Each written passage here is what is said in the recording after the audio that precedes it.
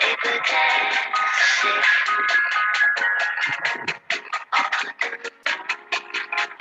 on se souffle un petit bisou entre nous. Just for me and you. All ever good. Just for me and you.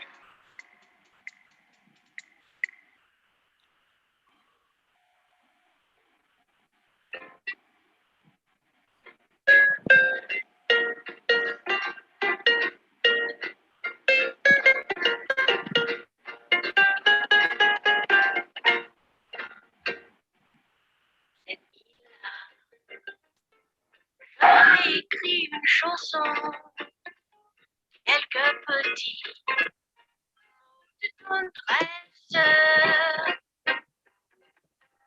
chaudement d'amour et chérie bien sûr. J'aurais dû dévouer 1000 phrases à vous. Cette nuit-là, j'aurais brassé des idées, des amourettes d'un moment plus près de vous. À pénombre, j'aurais dû savoir que c'était presque l'aube et non plus cette nuit-là. Vous êtes un spectre de mes rêves, un fantôme en rayon lumineux. Si j'avais eu un peu plus de temps, j'aurais composé une grande ouvre d'amour.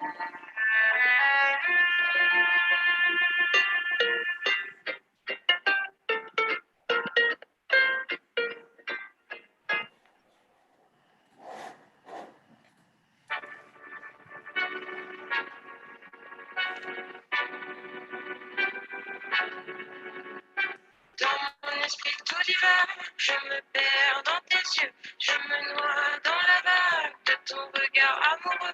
Je ne veux que ton âme divagant sur ma peau, une fleur, une femme dans ton cœur, Roméo. Je ne suis que ton nom, le souffle lancinant de nos corps dans le sombre, animé lentement. Je pleure des larmes qui coulent le long de mes joues. Je ne pense à toi que quand le jour sombre, que ça passe sur moi mes tristes démons. Dans la vie me semble, aime-moi jusqu'à ce que les roses fanent, que nos âmes sont dans les larmes.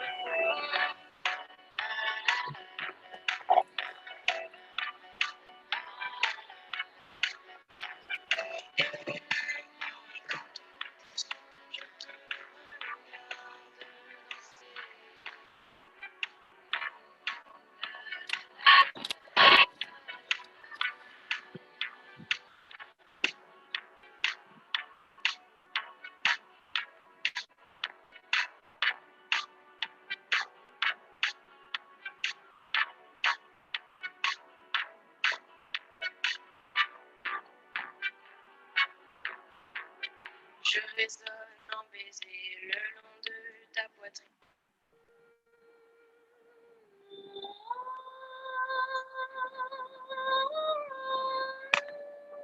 Solitaire et désavourée, je suis amère, je peux réussir, car rien n'est gratuit.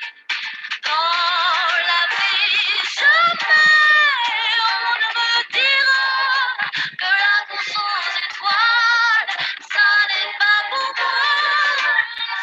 Dans vos émerveillés, et prends mon envol, nous allons enfin les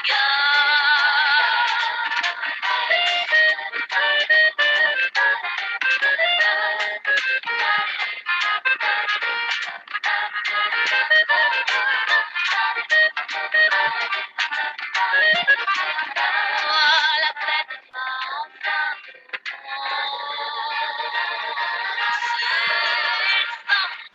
les bouteilles, fini les ennuis. Je dresse la table de mon baby. Je suis heureux à l'idée de ce nouveau destin. Une vie cachée, et puis les voisins restent sur mon chemin. Une vie à me cacher, et puis les voisins restent sur mon chemin.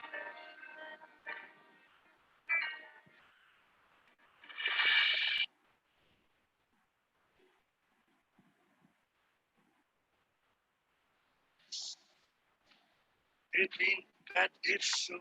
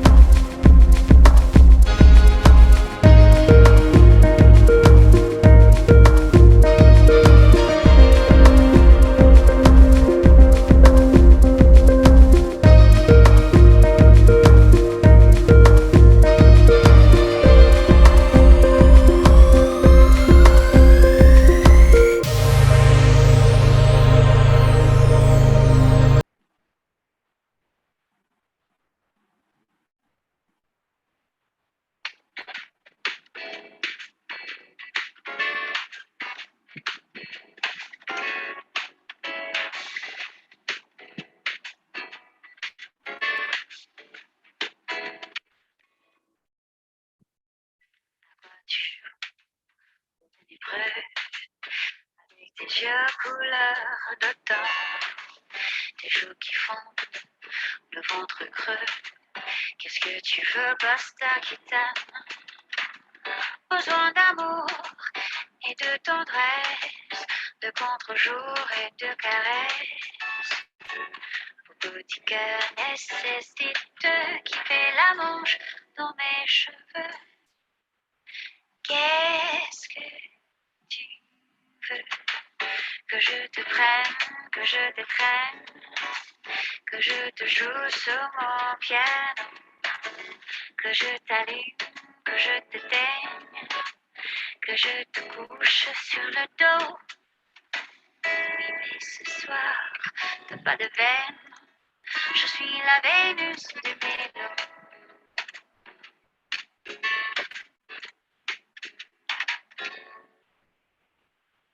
Avec tes mines et tes manières, quand tu composes sans avoir l'air, tes mains qui braillent et tout le noir, et qui se pose sur mon peignoir. Cauchemar frayeur et crochet. Cette nuit-là, j'aurais brassé des idées, des amourettes de mon monde plus près de vous.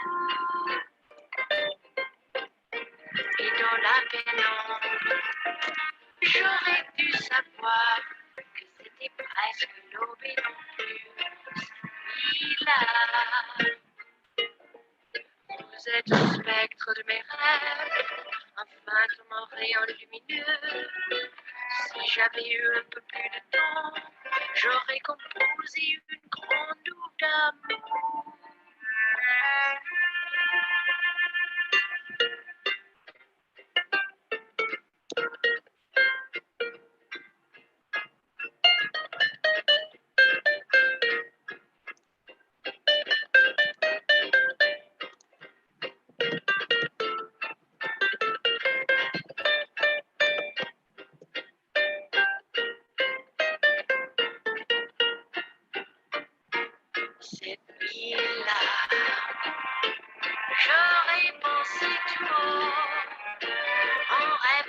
Mes dévouements t'avouent. Mais dans la pénombre, moi je t'en.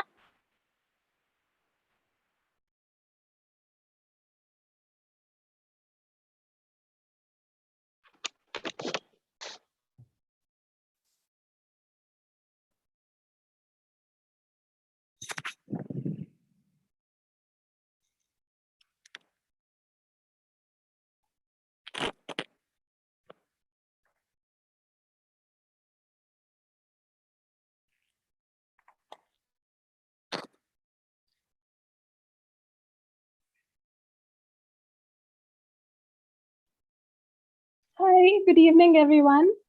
Good evening, everyone.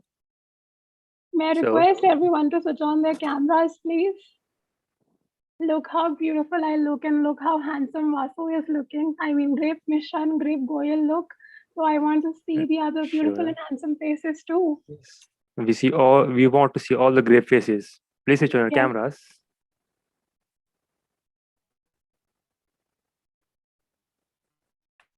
So if you like a playlist, and if you're interested in hearing more of these songs, you can follow us on Spotify.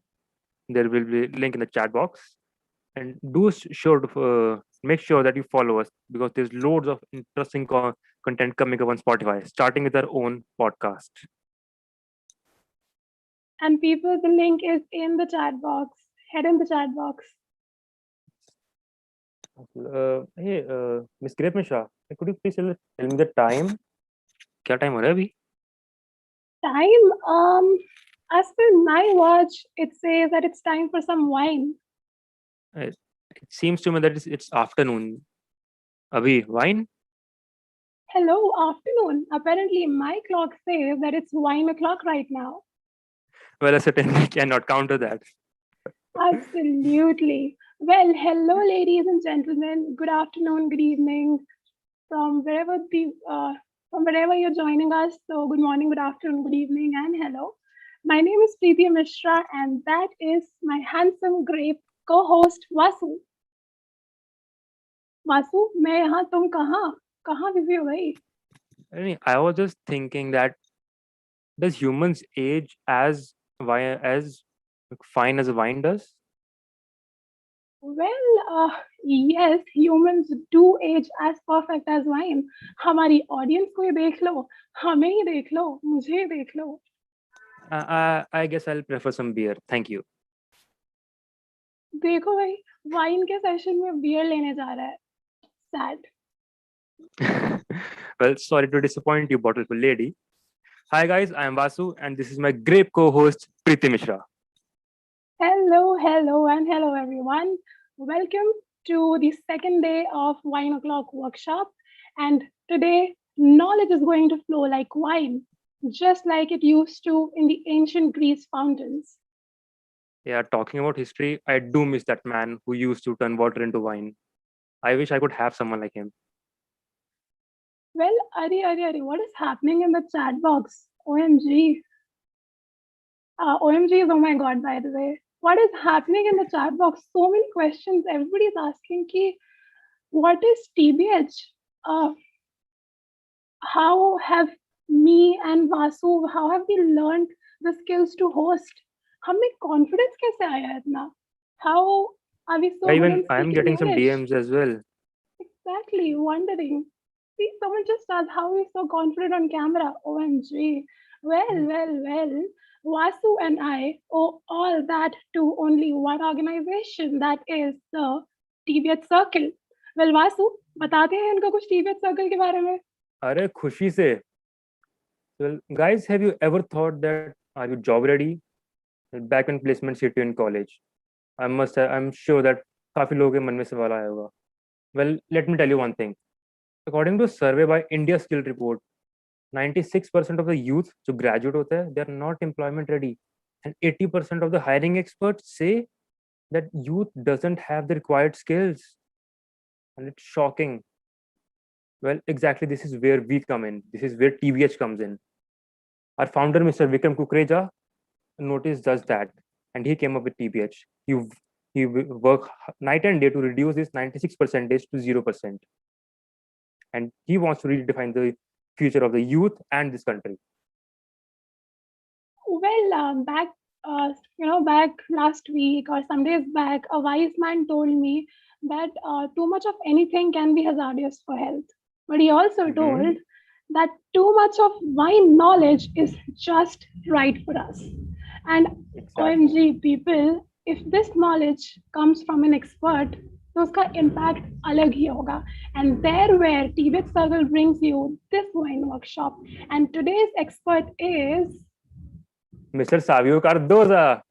You know, he's a certified sommelier, and that too from the Court of Master Sommeliers, which is certainly the most valuable and top-notch certificate. He also has 15 years of experience in F&B luxury service, and he's here to share it with you all. And he's also worked in a Michelin star restaurant, and currently is associated with Borago, which is in Chile and comes under the world's 50 best restaurants. That's amazing. Welcome, Cardoza. Well, Vasu, I am so excited right now, and मैं इतनी excited हूँ that I want to do one thing. I want to take up my phone and I want to click a picture of this workshop that is happening in front of my screen, and I want all of us to do it. I want all the audience to do it.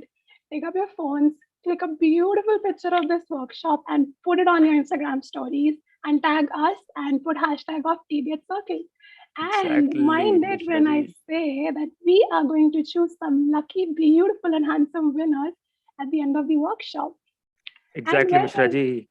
I can't wait to make my friends jealous. Exactly. Let's make our friends jealous कि भैया उन्होंने ऐसी workshop तो पता नहीं कभी attend करी भी है या नहीं. And one more thing. How many of you would like to avail a certification in wine?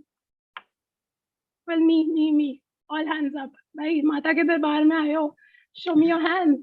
करो भैया हाथ खड़े किसे चाहिए certificate. Beautiful. I love the enthusiasm that we have in the audience. Well, उस certification के लिए there is a surprise waiting for everyone in our audience, and उस surprise के लिए you will have to wait with us till the end of the workshop because Vasu and I are going to get a huge surprise for you. So be with us. So, जिला लिया अपने दोस्तों को. चलो. Now let's hear more about wines from our expert, Mr. Savio Cardoza. The stage is all yours. Okay, well, good afternoon, everybody. My name is Savio, and Vasu already introduced me. So, thank you very much for the introduction. And I was totally in love with the French music that was playing. I still don't speak French, so it's still different. Today's session, what we're trying to do is I want to talk about France, but also I want to make sure that everybody who's attending today gets a little bit of the knowledge and also remembers it. So for tomorrow, when example, you go back to your hotel or if you go for an interview, you will be almost ready, at least something. So France is a very big country, as we all know, and it won't be possible to do it all in 90 minutes. So I thought about which are the most important regions that we see it. For example, in the PowerPoint presentation later, I will show you those more in details. And with that, maybe we'll go ahead and from today onwards, at least some people will be able to go and recognize the wine bottle that is there in your restaurant or talk about the particular grape or even answer questions in interview.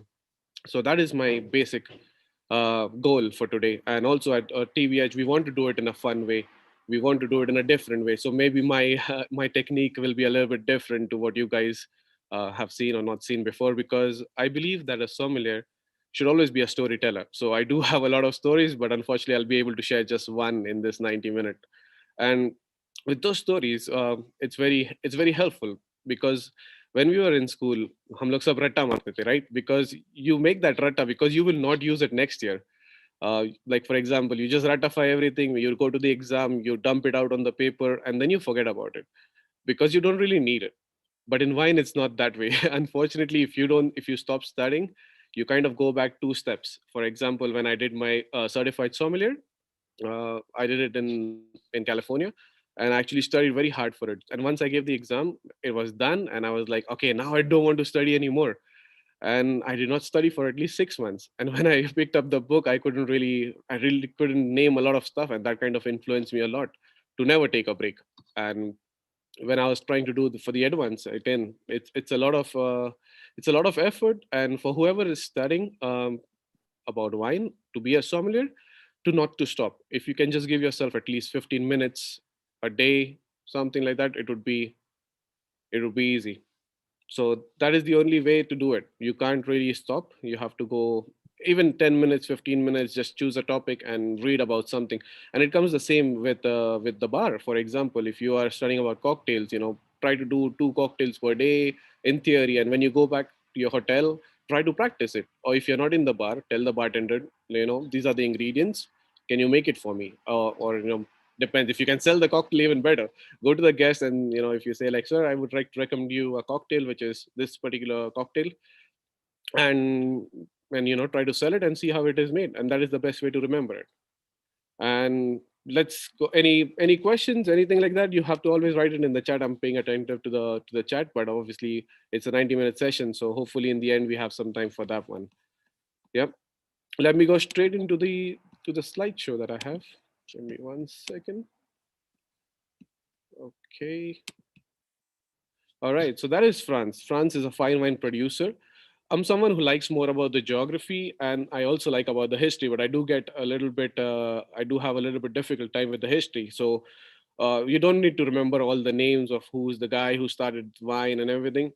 All you have to remember about the history of France is that it actually was founded by Greek immigrants who came to the southern shore of France, and that's how wine started to be planted in France. But obviously, they didn't come from Greece straight away to France. They took a stop in the middle, and that stop in the middle was Italy. So Greek took over the southern Italy, and from southern Italy they started to plant wine grapes. And from southern Italy, Romans kind of conquered the Greeks, and they took over and they started planting. But before they were conquered, actually, Greeks ventured out even more north, and they came to the southern coast of France, to a city that was called Massalia. At that time, now it is called Marseille, which is in the southern France, and that's how they planted wines. Why the Greeks did not go more up? Because Bordeaux was a little bit more on the other side. And there's a little bit, you have to understand the geography. And so let me come back to here. So as you can see in the next slide, this is where the Marseille is. If you see my current cursor. But the Greek really could not go to the other side, because here is the country is bordered with Spain. So they really could not go to the other side of the Atlantic. So they were always around in Marseille, and that's how they planted. Maybe they went a little bit up further to the Gaillac, and that's it. That's all they could do. Greeks also had another thing, a love for another fruit, and they always believed that these 3 fruits, they grew together. One of them was olives, and the other one was wine, grapes, for example. And they always thought that they always grow together. So they thought that that region that they came to, Marseille, was not very good for olive trees, because in Italy olives grew and wine grew, and it was very easy to make wine. But in France, unfortunately, that did not happen, and that's why they really did not go much further onto that one. It was actually another tribe called the Celts who took over and planted the other one, but the wine plants. So coming back to that was the history of France, just a little bit, to understand how it all happened. Then coming back to the main winemaking regions of France, when I studied France, it was when I was a apprentice steward in Aubreuil. It was kind of very difficult, because every time we had a wine bottle, you couldn't tell what it was, because in France it's an old world wine country, and they do not have the grapes written on the label, which is the biggest challenge. To know the grapes of that of the wine that you're looking at, if it is from France, you have to know which region it is from. And once you know which region it is from, you'll be able to understand what grapes do they use. So that is one of the biggest challenge. So winemaking regions, you have Bordeaux, you have Burgundy, you have Champagne, you have Rhone Valley, you have Alsace, and you have Loire Valley. Just 6 names, not very difficult. If you can put it in your brain, it will stay there forever. So you can see to my cursor, this is Bordeaux, that we're going to talk more in detail. Is on the western side of France. Then you have Burgundy, which is on the same. Yesterday I heard actually talking about the parallels, with 40 and 50 degree, 30 and 50 degree north and south. That's where most of the wine grows. So they are in the same bandwidth. Then you have Burgundy, which is here. Burgundy, actually, you have a red dot here, which is a Chablis. which is a sub-region of Burgundy, but we'll go more inside in detail. So that is where the Burgundy starts from, and it's still here, the Burgundy. Coming to Champagne, Champagne is the northernmost region in France, and it is the coldest. And that's why actually they were trying to make a lot of wine in the olden time, and they could not succeed because their wine just couldn't ferment. It was that cold. And once it fermented partially, and it never got to the end of fermentation, and their wine had bubbles in it. And it was one of the biggest challenge because they were competing from wines from other regions in France, and in the olden time people didn't like the bubbles. Actually, has everybody heard about Dom Perignon? Like, raise your hand or let me know if you know about Dom Perignon or if you've heard about it. Okay, okay, good. A lot of people know about Dom Perignon. That's amazing. He's one of the most popular figure, I would say, in Champagne. His actual task was actually to get rid of the bubbles.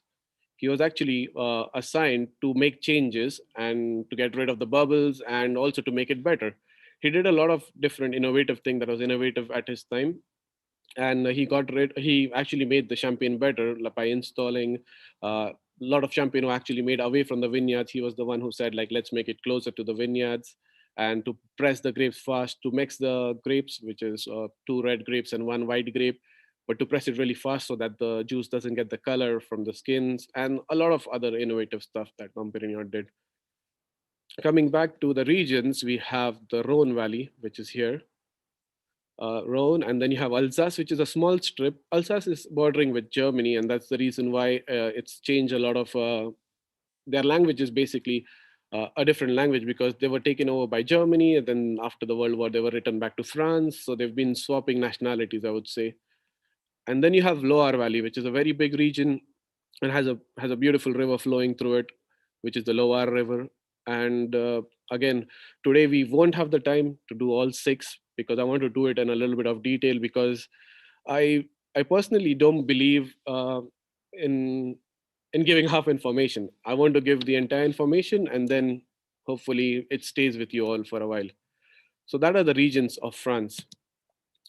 Another thing that is very important is the French wine laws or French quality classification, because that is the regulation. Because, for example, what is difference? What is the main difference between the old world and the new world? Is that new world has a lot more freedom, as well. Old world has a lot of history. So when old world has a lot of history, they've actually had time to actually try out the grapes and to know which grapes are suited for which region according to the terroir, according to the climate. So they have a governing body which actually tells you what you need to do. For example, in France, you cannot irrigate the vineyards, which is so simple. Like in Chile or in USA, in a lot of other places like Australia, irrigation is so needed. But in France, you really cannot irrigate. You have to depend on rainwater. If you plan to irrigate your vineyard, you will fall down in the rankings. You will go to basically the Vin de Pays, or depends on how it is. That's why someone who follows all the norms given by the government gets the AOC, the Appellation d'Origine Contrôlée stamp, I would say. So on the label, you can see the AOC. The another challenging part of the AOC is that you will never actually see a complete AOC written in on the label. Actually, what happens is they mean by this particular word is the origin. So when you see a wine from Bordeaux, it says Appellation Bordeaux Contrôlée. If you see a wine from Burgundy, you see Appellation Burgundy Contrôlée. So this origin words get replaced by the region.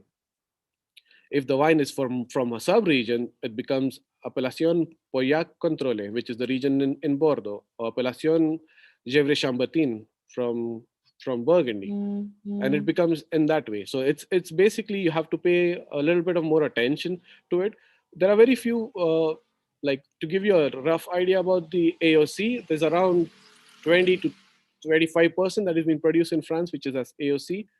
VDS is basically someone waiting to get the AOC from the government. So they've basically been when they pass. So they used to make a lot of effort to come up there, and they have to wait for the government to give them the classification. So they're waiting. There is a wait period. There is a lot of paperwork behind it and a lot of different rules around it. So remember about the Appellation Origine Contrôlée, that they replace it with the name of the region. That is the French wine law. The De table or win the table is basically just table wine, and it's basically for people who have just started their vineyard and are outside the classic regions. For example, you have a lot of other regions that are not historically important, I would say, and they are newly cultivated and they're just trying out their vineyards. And that is where the table wines mostly come from. So that is about the French wine laws. Coming back to the slide. Then you have Bordeaux. Let's dive deep into Bordeaux. Not that deep, don't be scared. It's just a little bit of basics, but a little bit more than the basics. A little bit to get to have the confidence when someone tells you, like, hey, Savio, what do you know about Bordeaux? To say to say small things about Bordeaux, just as in what is the left bank, what is the right bank, tell names of some sub-regions that can help you going forward. So, what is Bordeaux? Bordeaux is actually a region that is very world renowned for their Cabernet Sauvignons, for their red wines mostly. And again, they have another sweet wine, which is like, again, a very important sweet wine to the world, very recognized, a very beautiful wine that can age up to 50 to 60 years as well. So, Bordeaux produces a lot of wine, which is basically looked upon as trophy wines.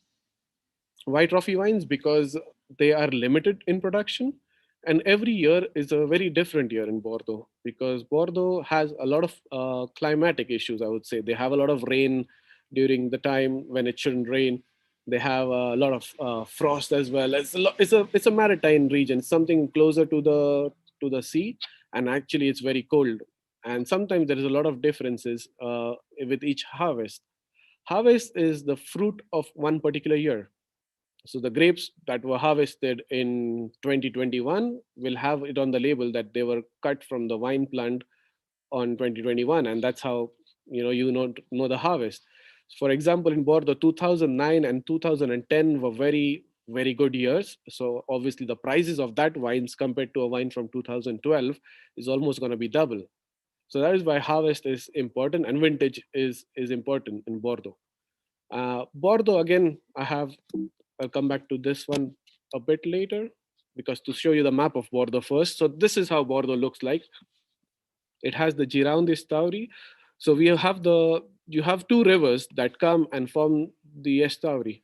So you have, for example, this is the Garonne River that comes through and joins here, and this is the Dordogne River. So basically, what we have here is the Gironde. The Gironde to the left, we call the left bank. So all these communes that you see is known as the left bank. You have the Medoc, you have Saint Estèphe, you have Pauillac, and you have Saint Julien, which is on the left side of the river. And then you have to the right communes such as Saint Estèphe, Pauillac, and Saint Julien. And then you have, to the left, that's Saint Estèphe, Pauillac, and Julien, and you have Pomerol and Saint Emilion to the right. And what happens here is that they have different soils. They have completely different soils to the left and to the right. To the left, you have more of the gravel soil, and to the right, you have more of the clay soil. And that is the reason why they've planted different grapes. So that is how the region look like. Now coming back to this particular slide. So we've seen to the left side of the river and to the right side of the river, right? To the left bank, you have the communes, which are the Medoc and the Haute Medoc. Haute Medoc includes this famous commune that you'll see most of the red wines coming from, if some of the expensive and high-end super premium red wines, which is Saint Estèphe, Pauillac, Saint Julien, and Margaux. So for now, to remember, Bordeaux has a river, and that river goes and forms an estuary, and from the estuary to the left, you have communes such as Estèphe, Saint Estèphe, Pauillac, Saint Julien, and Margaux. Yeah, 4 keywords to remember.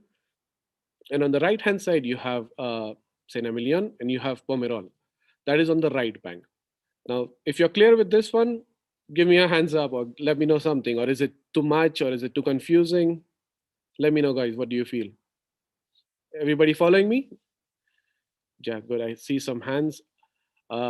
Even if you're thinking about, okay, this is too much for me, I just wanted to know the basics. But guys, this is the basics. Unfortunately, this is what it has to be. If you have to go for an interview, if someone asks you about the wines, this is at least what I expect from someone I ask you. If I say like, okay, tell me something about Bordeaux. Okay, Savio, about Bordeaux, I have this rivers that is flowing between the region, and this river creates a left bank and a right bank. And on the left bank, I have communes such as Medoc and Haute Medoc. And inside Haute Medoc, you have 4 other communes, which is Saint Estèphe, Pauillac, Saint Julien, and Margaux. And on the right-hand side of the vine of the river, I have Pomerol and Saint-Emilion. And then I would ask you, okay, what is the difference? The first primary difference is that two sides of the river have two different soils, and that's why they're planted with two different types of grapes. On the left-hand side, you have more gravels, which is like more small stones, like pebbles. And on the right-hand side, you have more of the clay, which, it's a clay. It's something that is it holds more water, whereas the pebbles or the gravels drain a lot of water. So the varieties that are planted are suitable to that particular soil. Okay. The next one. So that is what we were talking about, the Bordeaux grape variety. So the red grapes of Bordeaux, basically we've all heard the name. It's Cabernet Sauvignon, Merlot, Cabernet Franc, Petit Verdot, and Malbec.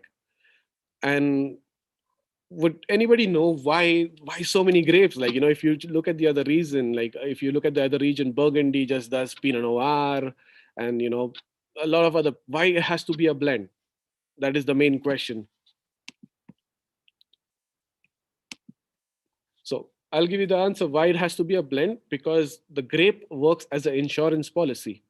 What happens when the climate of Bordeaux is not that great, so they need to protect themselves from, sometimes some year can be very hot years and some years can be very cold years. So when you have very hot years, your king is the Cabernet Sauvignon, because it is late ripening, so it needs a lot of sunshine, and it ripens very well. But as in when you have a cold year, you have more of Merlot, because Merlot is somebody who likes a little bit of cold weather, ripens faster, and can be used more in the blend. So that's why you have the Merlot that is used. The another reason why on the left bank Cabernet Sauvignon is used more, because Cabernet Sauvignon likes well-drained soils. So he likes the soil, which is the gravels. So he likes, and he exists very well on that particular side. On the right-hand side, we have Merlot, which likes kind of clay soils. And he doesn't mind a little bit of water in the soil because he's used to it. We call him the wet feet. So Merlot is the guy who has wet feet all the time, and he actually likes that little bit of water contention. Cabernet Franc actually just helps in the final blend, and also Petit Verdot adds a lot of color. If somebody wants to try 100% Petit Verdot, the first thing you'll notice about it is the color. It's almost like ink. It's almost like you're drinking a purple ink. With age, it obviously loses some color, but if it's young, very purple. Malbec. Can anybody tell me which other country produces Malbec? A question for everybody. You can write it in the chat and we can have a look. Which other country produces Malbec? Well, Malbec is a grape that originated from Bordeaux, but the plantings were taken to Argentina. And Argentina is the key producer of Malbec right now, because in Bordeaux, they just use Malbec for the blends. But they don't use it as 100% Malbec. But in Argentina, they use a lot of Malbec, and it's become their flagship grape. That's where the grape has survived and has excelled and has been the star performer of the country. Another grape that kind of disappeared from Bordeaux was Carmener. Carmener used to be a Bordeaux grape, but in around 19th century, they took the cuttings to Chile. That's where I am at the moment. And Chile is a major producer in Carmener, because after phylloxera in France, the Carmener just couldn't keep up, and they never replanted it. And that is the reason why Carmener just disappeared. But now from Chile, they have taken plantings back, and they've started to plant in some Bordeaux chateaus. So hopefully in one or two wines, you might see a little bit of Carmener, but no, it's not that common. So Cabernet Sauvignon, again, late ripening, thicker skins. What happens when it rains is that the Cabernet Sauvignon can really hold up to the rain because it has a thicker skin. Doesn't get a lot of damage with the rain. Doesn't, if you have the canopy management very well. Yesterday, I actually talked about it. And canopy management is just how you train your wine plant, how you trim it off, where you need the leaves, where you don't need the leaves, what type of canopy you need. And it's another topic that we plan to cover in TBH in some future, about the viticultural part as well. So everybody clear about the Bordeaux grape? So now we are advancing. We went from Bordeaux as a region. We know about the river. We know about the left bank. We know about the right bank. Now we know the grapes of the left bank. That is the Cabernet Sauvignon, Merlot, and Cabernet Franc. Coming to the next slide. So this is what we're talking about. Now we're going to talk about a little bit about the blend. most of the red wines are a typical red blend wines, and you on the left bank have mostly Cabernet Sauvignon, Merlot, Cabernet Franc, and 10% of other grapes. Because mostly if it's a warm year, we will put the Cabernet Sauvignon a little bit down. We would use around 40 to 50% of Cabernet Sauvignon. Sorry, did I say warm year? Okay. In the warm year, we'll put the Cabernet Sauvignon up. You'll use like 70% of Cabernet Sauvignon and a little bit of Merlot. In a cool year, you would use more of the Merlot because he does well in the cold years. And you would put your ratio a little bit down of the Cabernet Sauvignon. And then the Cabernet Franc and Petit Verdot, maybe a little bit of Malbec here and there. And that's how it works on the left bank. On the right bank, it's absolutely opposite, because almost Cabernet Sauvignon is not existent. They use a lot of Merlot, they use a lot of Cabernet Franc. I'm pretty sure you guys must have heard about the wine that is creating a lot of buzz on internet and in the news this past few days, the Chateau Petrus. Can anybody tell which region or which sub-region it is from?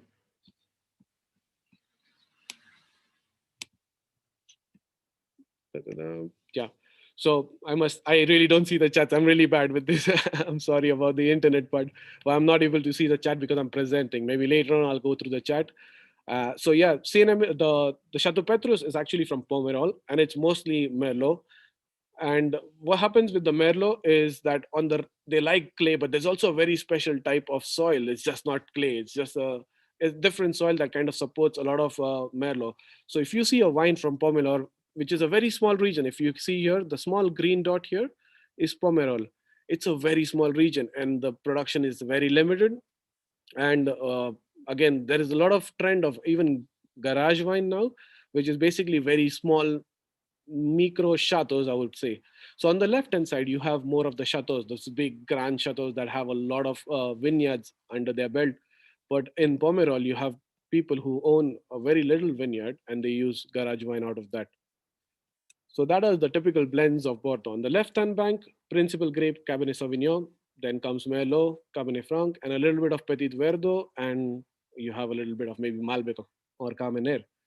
On the right bank, you have just Merlot and Cabernet Franc. So tomorrow if somebody asks you, okay, about Bordeaux, you have now the river, you have the sub-regions, you have the grapes, and you even know which grapes on which side. So that is the important part. And then about the white varieties. Yes, Bordeaux also produces a little bit of white wine. Again, it's not that popular in the world because there are different regions that are even doing better in producing white wines when it comes to inside of France. For example, if you need a Sauvignon Blanc, you always have like a Puy-Fumé, or you have a Sancerre that you can go for. But in Bordeaux, what is the different part of a Sauvignon Blanc? It's that they are slightly softer. If somebody tells you in a restaurant, hey, my friend always talks about Sauvignon Blanc, but unfortunately I cannot drink it. I find it's too racy, too acidic for me. If you try to give them maybe a Bordeaux white blend, which has Sauvignon Blanc, probably they'll like it. And again, Sauvignon Blanc blended with Semillon, which is the other grape of Bordeaux, and a little bit of Muscadel. Muscadel is not related to Muscato or to Muscat, but again, it has a pretty aromatic profile, and they use very little, maybe like 5% or less in the blend. So for the Bordeaux whites, you have the Sauvignon Blanc, which adds a lot of grassy, citrusy notes. And you have Semillon, which adds a lot of texture. So you feel a little bit of more weight. It's not that light on the palate. When you try the wine, it's not that light. It's basically a little bit of richness added by the Semillon in this particular wine. Now, the other wine, that is the sweet wine of Bordeaux, is actually quite popular. It's known as Sauternes, which is a sweet wine, and it can age very longer. And the only reason why it can age is because it's affected by a fungus. It's affected by Botrytis cinerea, we call it.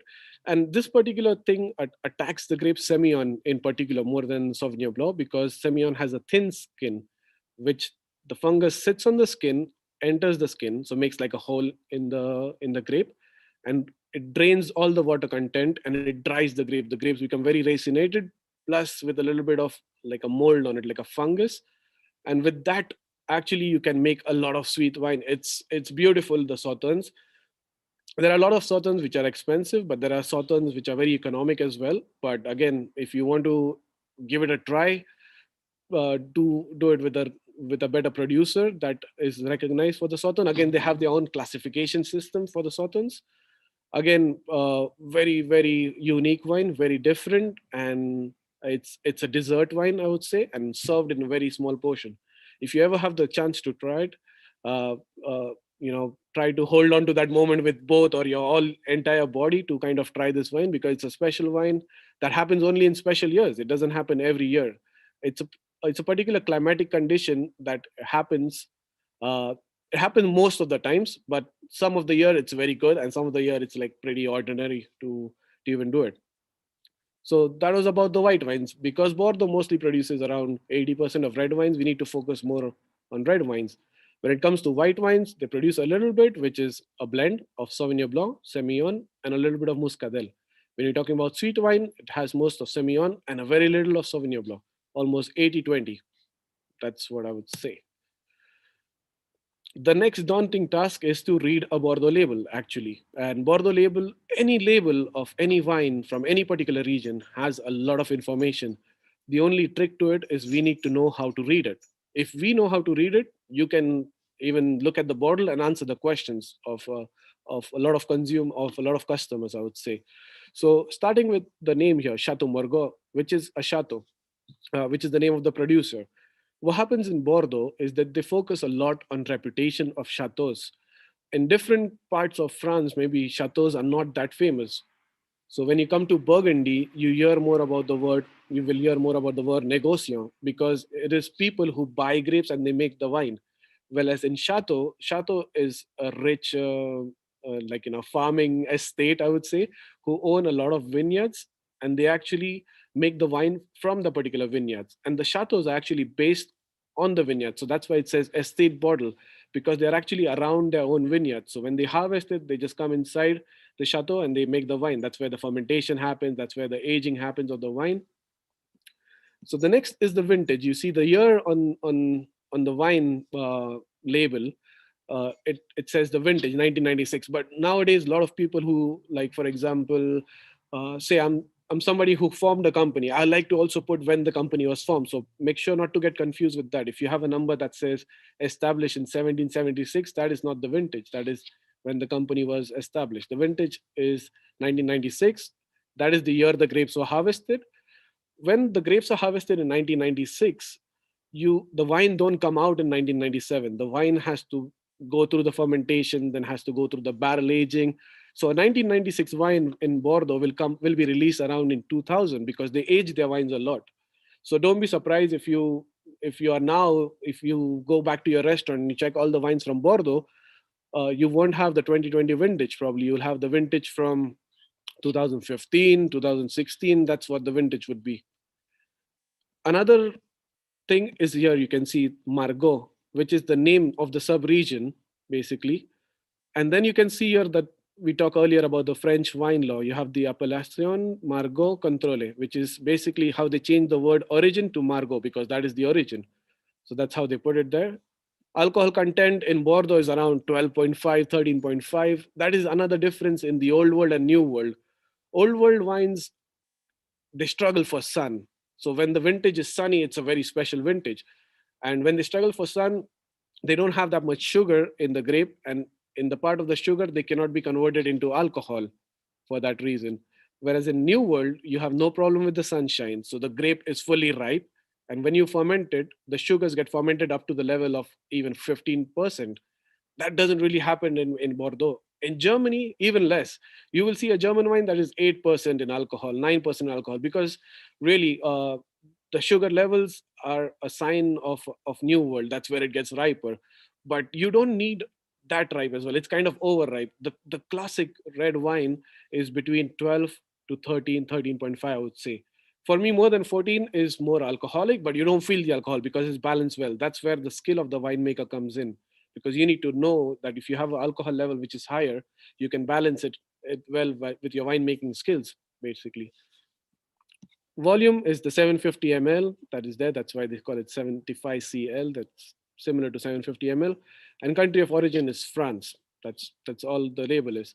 So on the label, the 1855 classification. What is that classification? Has anybody heard about that classification before? Can we get the hands up if you've heard about that classification or some sign about it? Okay, yeah, good. So the classification of 1855 was the classification done only not for the entire Bordeaux. It was done only for Medoc. Medoc was on the left-hand side of the river. That's the left bank, and only the wines of Medoc were classified. It was Napoleon who said to his Union of Bordeaux and said, you know what, we're gonna have an exhibition in Paris. All the people from the world are coming. This is a great opportunity for us to sell our wine. So get me a list of chateaus that are very reputed, who have history and who make great wine, and bring me that list and we will put it out on the exhibition. So the Chamber of Commerce of Bordeaux rated 62 properties, and one property from Graus, which is a little bit more southern region of Bordeaux. It's a sub-region more on the south of Bordeaux. I will show you back in the map. And they were ranked according to the reputation and to the price and to the quality. And they were rated in 5 levels. So first level was called as the Grand Cru or the Premier Cru.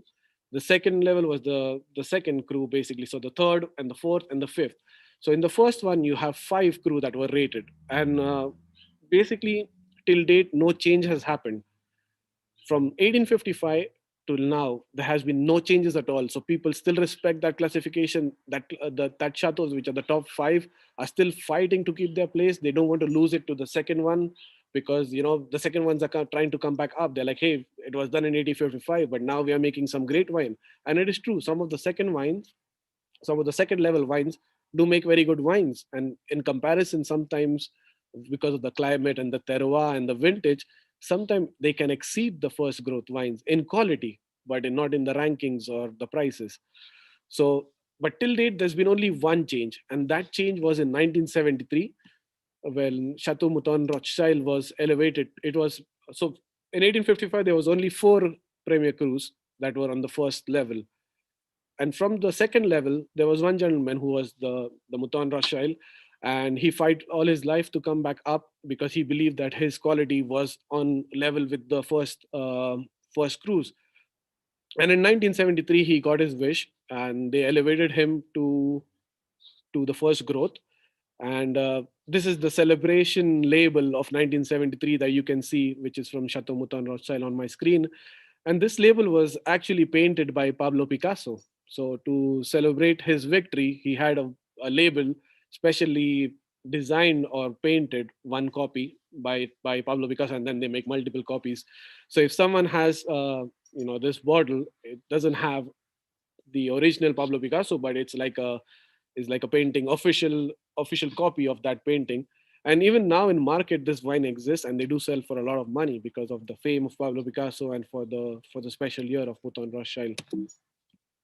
So that is about 1855 classification. These are the other Grand Crus or the chateaus that you can see that were rated as the first growth. So another very, very common question that interviewers like to ask is about Bordeaux is like, can you tell me the names of the 5 Grand Crus? Or they ask you about if you can name any 1 or 2, depends. So you have the Chateau Lafite Rothschild. For me, what is the key to remember this is that out of the 5 Grand Crus from the Bordeaux or the Premier Crus from the 1855 classification, 3 of them are from Pauillac. So first you put Pauillac in your brain, which is the sub-region, and then you just have to put the names inside. So like Chateau Lafite Rothschild and Chateau Mouton Rothschild, they have both similar. So now there are 2 Rothschild that are in the Grand Cru, in the Premier Cru. So you have Pauillac now, and then you put Chateau Lafite Rothschild, you put Chateau Mouton Rothschild, and then you have Chateau Latour. Chateau Latour is this one over here. And then you have Chateau Margaux, and it's very easy because Chateau Margaux is from Margaux. So you just need to remember, okay, Margaux.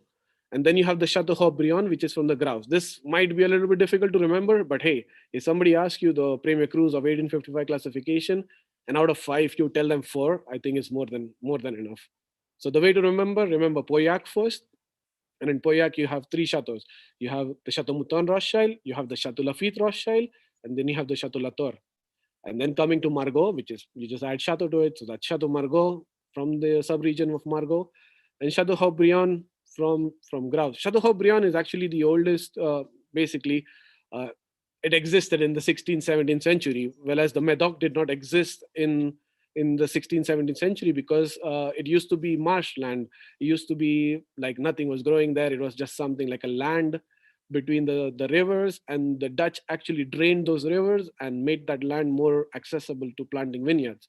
So if from Bordeaux, the southern part is more older than the Medoc, I would say. Everybody clear with this particular one? Give me like a thumbs up or something to understand the 1855 classification. Again, for the basic level, for the level 1, for the introductory level, this is more than good enough. When you want to be a certified sommelier, you need to know the second growth or the third growth as well. You get random questions like, okay, name us two chateaus from the third growth, or 2 chateaus from Margaux from the fourth growth. That's where it gets more difficult. And at one time, I used to remember like around half of it, I would say. But now at the moment, I'm happy with the first growth as well. Okay, moving back. So that would be all from Bordeaux. A small recap. I will run through a recap very fast. Again, remember Bordeaux, remember the rivers. Yeah. When you talk about Bordeaux, put the rivers in your mind right away. On the river, go and join the Gironde estuary, which is on the left bank. On the left hand side, you have the Medoc and the Hot Medoc. Inside Hot Medoc, you have Pauillac, you have basically the Saint Estèphe, you have Saint Julien, and you have Margaux. On the right bank, you remember Pomerol and you remember Saint Emilion. On the left bank, grapes mostly dominate Cabernet Sauvignon in the blend. On the right bank, mostly dominate Merlot. 1855 classification. You need to know the 5 names of the Premier Cru. How you'll remember that is remember Pauillac, which has 3 chateaux: Chateau Mouton Rothschild, Chateau Lafite Rothschild. You have the Chateau Margaux, the Chateau Latour. Then comes the Margaux, which is from the appellation of Margaux, and it's Chateau Margaux. And then the last one is from Graves, is Chateau Haut-Brion, that is from the Graves. And that is done with 1855 classification. And that would be more than enough for any basics. You can even walk into your F&B manager's door right now and tell him that, hey, I know about Bordeaux. He will ask you, what do you know about Bordeaux? Tell him the same story. Sir, the river, the left bank, the right bank, the 1855 classification, and the grapes. That's it, more than enough. Coming to Burgundy. Burgundy is simple and horrible at the same time. Simple because they just use 1 grape for the red and 1 grape for the white. But it is so complex because in Burgundy, they don't care about the chateau. They care more about the terroir, more about the land, more about the vineyard. So basically, there are domains that are formed in Burgundy. But what happened with Burgundy is that there was a Napoleon code that kind of said, there was like, I don't know, I imagine there was like a fight between 2 siblings, and they went to Napoleon and said like, hey, my father gave the land to the first guy, to the elder guy, and I did not get nothing. So, they started to make a code. They said like, okay, every kid should inherit equally from their parents. And in Burgundy, everybody is a farmer, believe me. There's no other profession, I would say, and they all cultivate wine. So when somebody had a vineyard, like the father was a little bit more partial towards one kid. So he gave them a Grand Cru site, and the other one got like a Premier Cru site, probably, I'm not very sure. But what it did is that everything gets divided equally.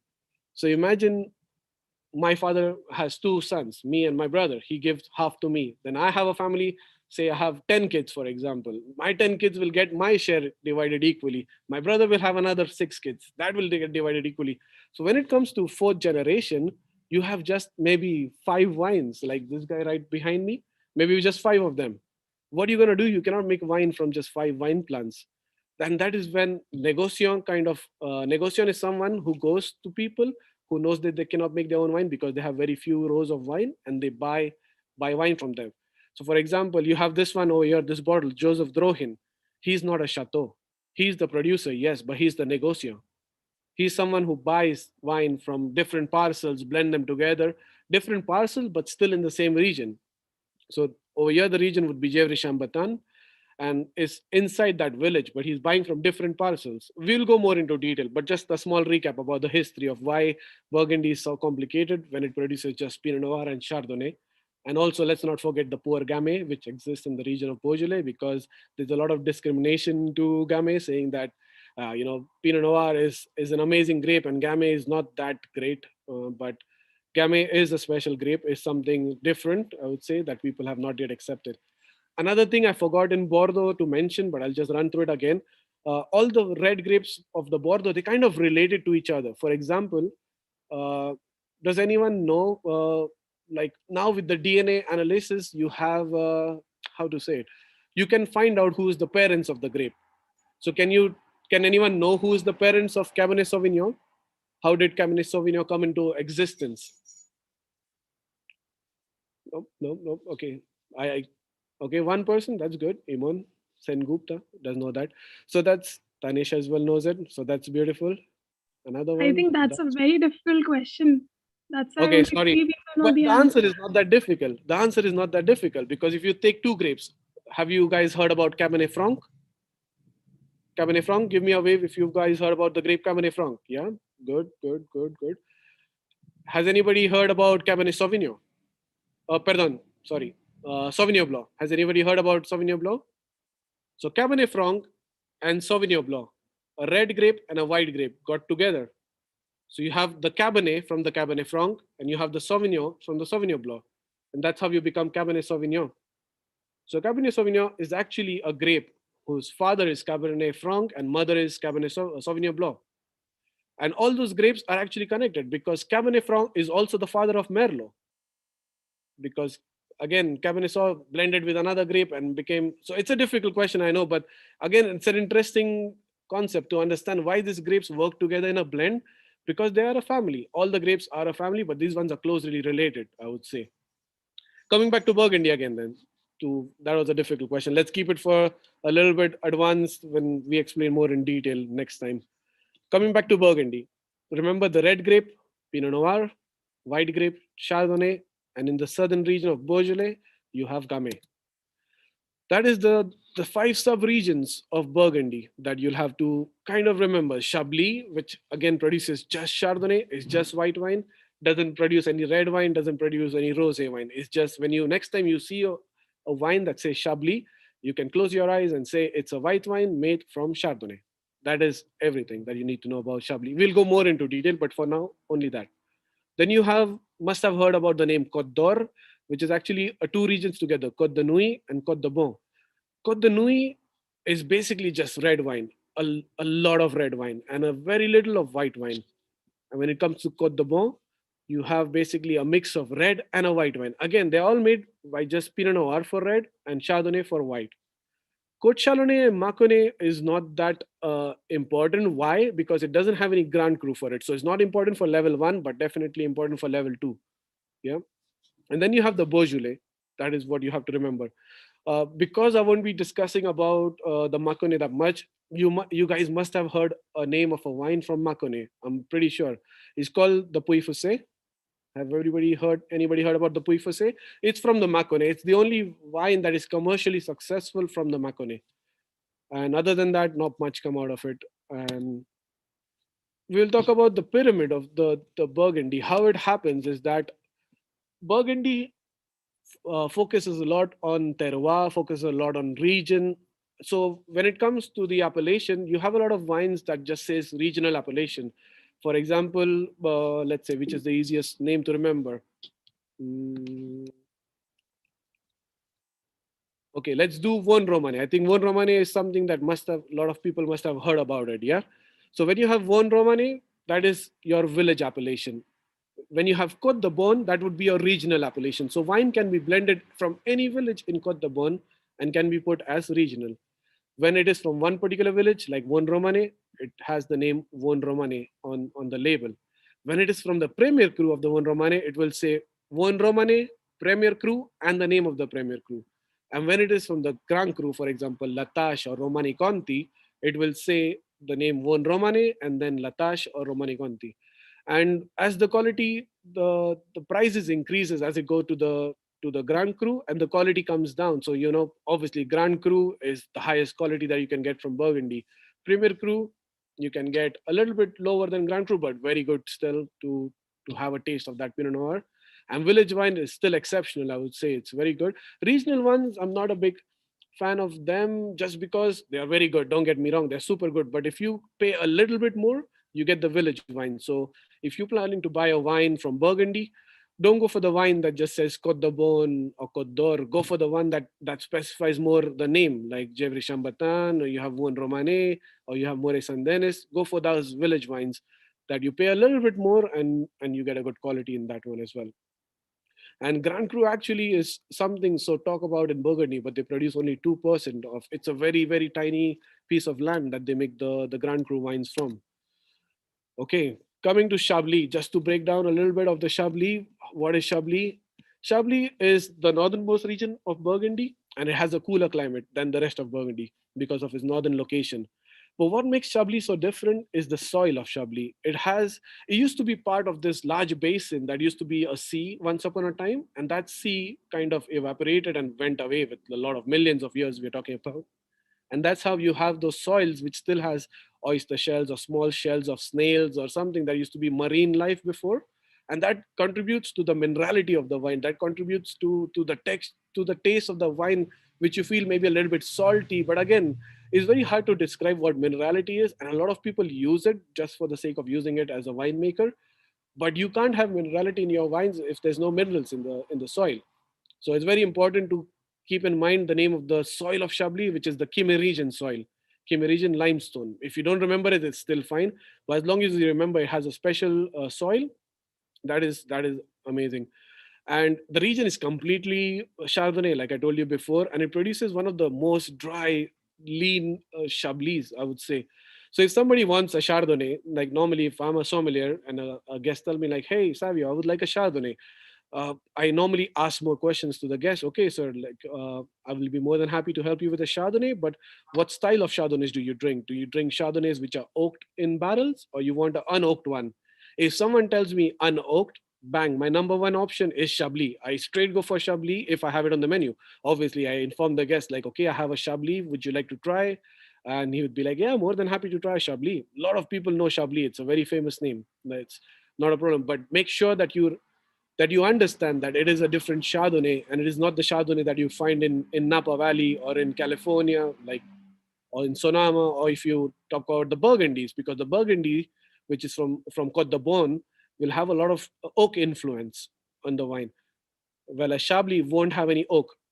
The only exception to this, if it's a Chablis Grand Cru, it has a little bit of oak. So that is the only thing to remember. If someone wants a Chardonnay which is not oaked, you give them a Chablis Premier Cru or a regular Chablis. A Chablis Grand Cru will have a little bit of oak, so it has a little bit of similarity to the other Burgundian Chardonnay, I would say.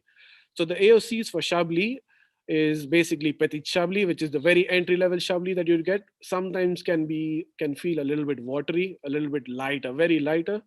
But then Chablis, which is the generic Chablis, is very good. Chablis Premier Cru, exceptional. And Chablis Grand Cru in some of the best years can fight with the Grand Cru wines from Côte de Beaune or from the other regions of the Burgundy from the south. In Chablis, I don't expect you guys to, it's a lot of information for today, but there are Grand Crus in Chablis, which is just one Grand Cru. If someone asks you, okay, how many Grand Crus in Chardonnay, in Chablis, it's one, which is broken down into 7. The names are pretty difficult, but hopefully we will get there one day. So again, if you guys want to have like an idea how to remember the Chablis Grand Cru, look at the names. There are 2 V's and 2 L's and 2 B's. So that's how I remember. There are 2 V, there are 2 B, and there are 2 L, and there is 1 G. So when I'd go for it, okay, I go for Wow. You have Valmour, Vaudesir. Then you go for Leclos, Leproises. Then you go for Burgos and Blanchot, and then 1 G, which I always relate to granola. So I think of granola and I remember, okay, granoils. That is the one that I can remember. So that's 2V, 2L, 2B, and 1 granola. It's breakfast time for me, so I'm getting hungry, I guess. Sorry, guys. And that is how you remember the Chablis Grand Cru. Again, for an entry-level sommelier to know from Côte de Nuit, maybe just to know the names and not to focus much on the Grand Cru. So the names, for example, the Massane, Fisan, they're all the name of the sub-regions. Not to go that much into detail, but just to give you an idea, those are the names of the villages of Côte de Nuit. So you have the Gevrey Chambertin, which is more famous. It has 9 Grand Crus. Maurice and Denis, which has 5 Grand Crus. Chambol Mussini, which has 2 Grand Crus. Again, one of them shared with Maurice and Denis. Vougeot. Maybe we can remember Vougeot. It just have one Grand Cru, yeah? So if somebody asks you, name me one Grand Cru from Côte de Nuit, guys, remember Vougeot? Clos de Vougeot is one of the biggest Grand Crus in Burgundy. Then you have the Echazou and you have Vin Romane. Vin Romane also has 6 Grand Crus, but if you can remember just one word, Romani Conti, which is very famous, I think it'll help you out. So if somebody asks you, give me 2 Grand Cru from Côte de Nuit, you know Côte de Nuit produces mostly red. You have Clos de Vougeot, and you have the Romani Conti. Just 2 names, if you can remember, that will be more than great. Coming back to the next slide, Côte de Bon, even more more difficult because it has around 19 villages. I'm not put out the 19 villages name on the screen, but I put on some of the famous ones that you might hear in your workplace, like Pommard, Volnay, Merceau. Those are the wines to kind of you can see in your workplace, I would say. But I have a trick and I have a story. So the next one, which is the Grand Cru of Pouligny-Montrachet and Chassagne-Montrachet. These are the wines that you see mostly in your restaurants. You will find them a lot of times, and they have Grand Crus. They have Montrachet Grand Cru. They have Chevalier Montrachet. They have Batard Montrachet. But all these names, they mean something. So let me just have a quick sip of my water. If you guys have wine, please go ahead and have a sip of your wine, and let me hold onto my story a little bit.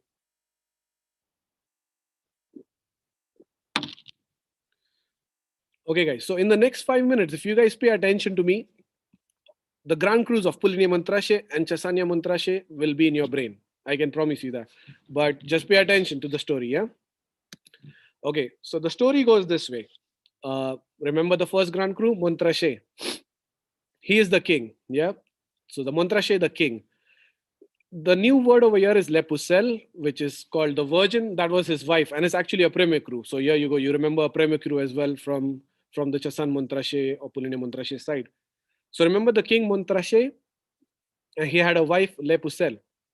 The king was fighting a battle, and he was needed in that battle. So he had to go for the battle to fight and protect his region.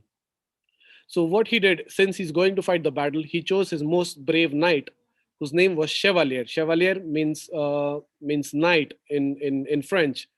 So he chose Chevalier Montrachet, and he told, "Hey, Chevalier, stay back home and take care of my wife because I'm gonna go and fight and win the war for our region."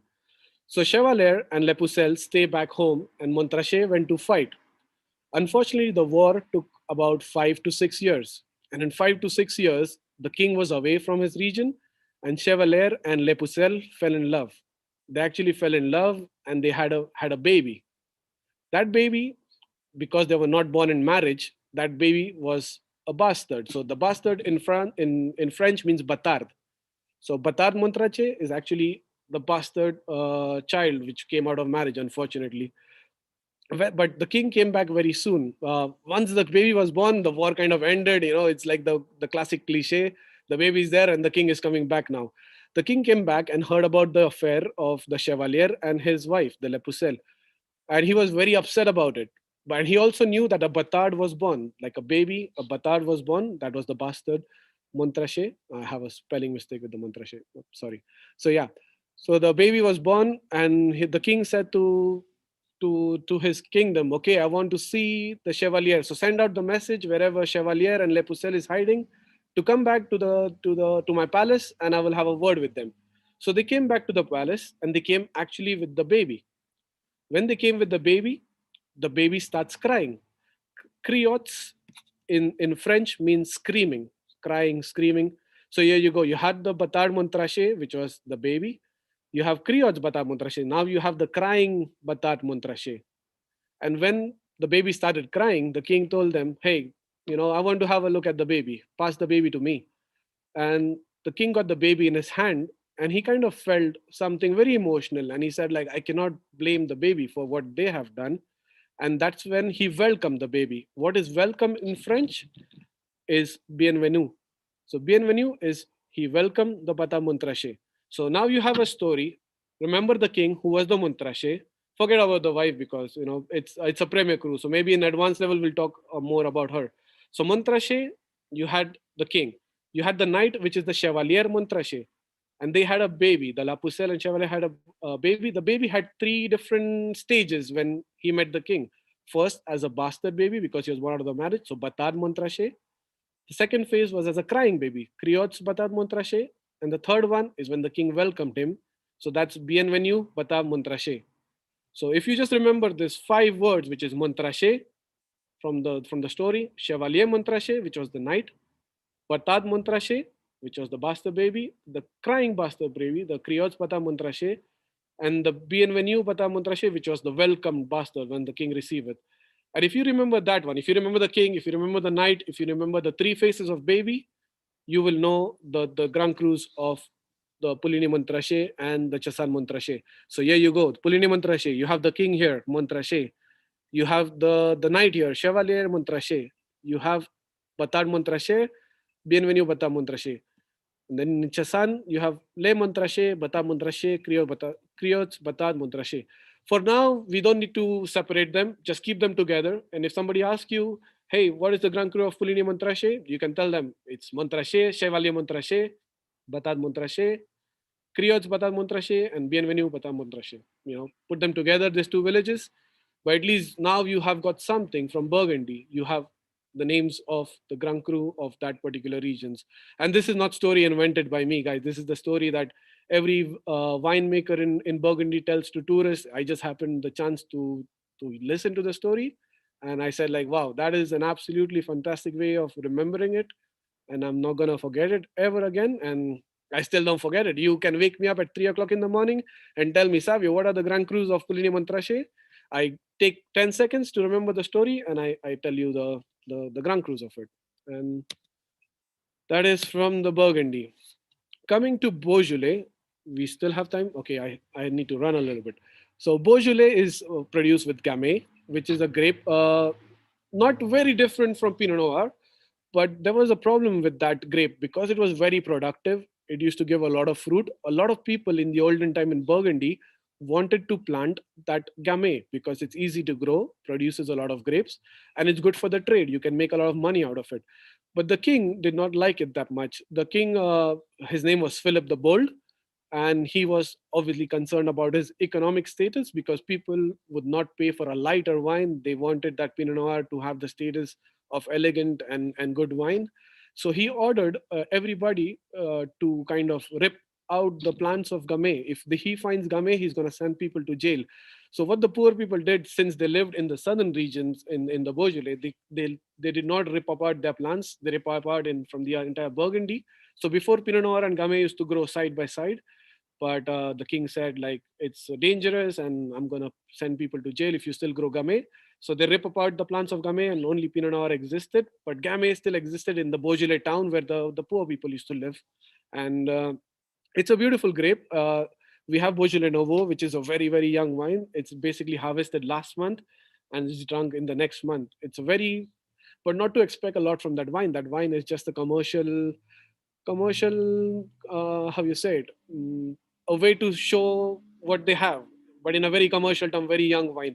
But if you really want to try a Beaujolais that is serious, try a Beaujolais Village, or if you try a Beaujolais Cru, it's even serious. Sometimes, guys, I have tried Beaujolais Cru, and telling you, sometimes it can be as good as a Burgundy Grand Cru Pinot Noir from the Côte de Bon, but at almost 1/4 of the price. Beaujolais is a very, very economical wine, and it's something that a lot of people can enjoy. Even in India, I think Beaujolais is not that expensive. You can just remember, if you want to try a Beaujolais, try the Beaujolais Village. Don't try the Beaujolais Nouveau because it's a very young wine. Maybe you'll like it, maybe not. But if you get your hands on Beaujolais Village, it's more than good, and it's a beautiful wine. So from Beaujolais, nothing much to remember. That it's made from Gamay. That is the only thing to remember. Again, Burgundy, red grape, Pinot Noir, white grape, Chardonnay, and in the Beaujolais exists Gamay. That is all.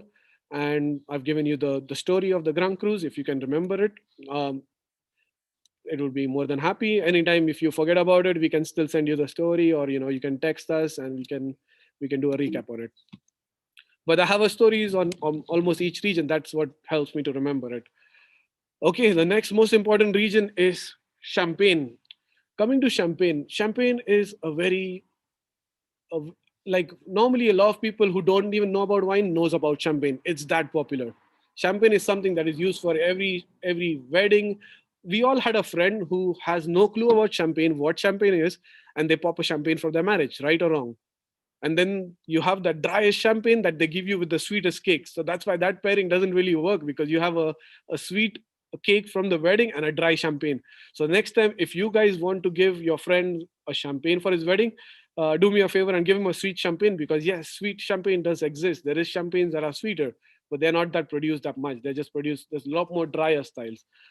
Grape varieties for champagne to remember: Chardonnay, Pinot Noir, and Pinot Meunier. Those are the three grape varieties for principal grape varieties to make a champagne, out of which Pinot Noir and Pinot Meunier is red and Chardonnay is white.